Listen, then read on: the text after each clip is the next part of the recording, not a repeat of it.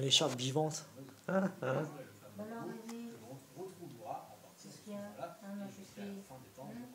Alors après cette installation un peu bizarre, mais bon, on s'y fait. Ouais. Les trois villes, Liberty City, Vice City, San Andreas.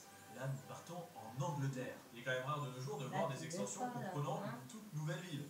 C'est vous dire. Du coup, ce GTA Online 1979 est commercialisé d'abord sur PC le 31 mars 1999. Il sortira également le 30 avril de la même année sur PlayStation et utilisera exactement le même moteur que GTA pour Je te cherche des... en deux parties. Je te cherche des chartes ou quoi? La toute première extension commercialisée sur PlayStation. Eh bien oui, puisque l'autre c'est GTA London 1961 qui n'a pas dû passer les 100 000 exemplaires de vente, mais qui, à la différence de celui-ci, c'est pour ça que je ne vais pas le comptabiliser, n'a jamais été commercialisé en public. Il s'agissait d'un petit freeware de MMO à télécharger reprenant 8 ans avant l'événement de GTA London 1969. C'est donc volontaire de ma part, de toute façon les chiffres de vente, vous allez le voir, je ne suis pas si éloigné.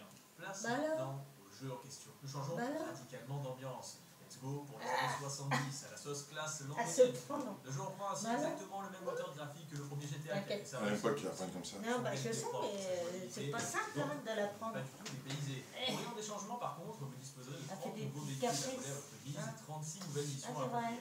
Cette fois-ci, au lieu des routes américaines remplies de taxi jeunes, qu'on avait l'habitude de voir, vous allez pouvoir causer de joyeux ravages dans les rues de Londres avec du taxi noir. Ce GTA London, il va vous donner le choix d'incarner l'un des criminels proposés. Et une fois que vous aurez choisi votre truand, eh bien, vous démarrez votre carrière criminelle. Et c'est avec un certain Harold Cartwright.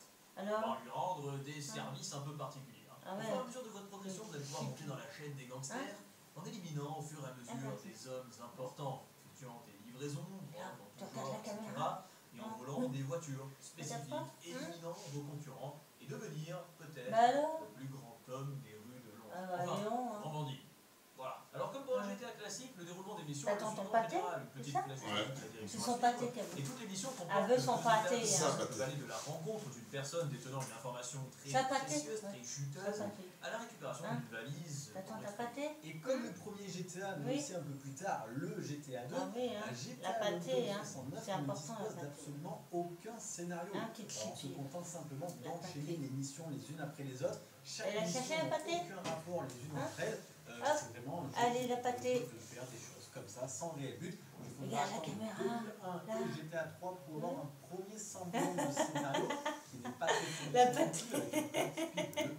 Ah oui, je sais. qui est muet, qui n'est pas la narration, et donc attendre véritablement novembre 2002 et la sortie de Vice City pour avoir le premier scénario d'un GTA. Allez, on va te donner la pâté. Elle est sortie. Elle est partie chercher la pâté. Scénario propre. Et si vous Elle ne veut sa réussissez pâté. pas à accomplir une mission, il faut vous rendre dans une La pâté? téléphonique. Elle est où la pâté, Crazy? Tout en faisant attention pour cette Ouais, elle va aller chercher la pâté, regarde. Elle est partie. et à ne pas se faire attraper par la police Hop. ou rester La pâté. Vous l'aurez compris, avant les joies de la liberté. Allez, bonsoir, je vous ferai une prochaine vidéo. Merci.